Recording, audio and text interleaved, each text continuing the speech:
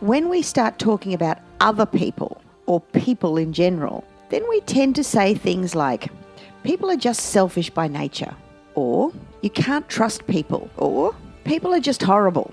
But is it really true? Are people really that bad? I mean, sure, you probably think you have evidence for that. You watch the news, you watch movies, and you see what people do to each other. But are you going to write off the whole human species just on the limited data set coming through the television?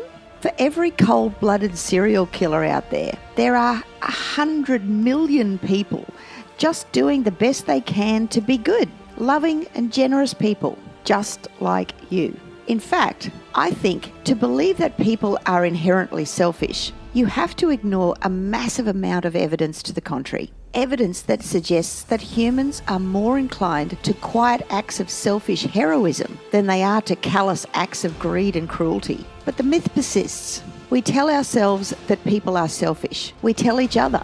It becomes who we think we are. But the belief limits us. It puts a limit on what we think we can achieve in such a nasty dog-eat-dog world. It puts a limit on just how rich and beautiful we think our personal relationships can be.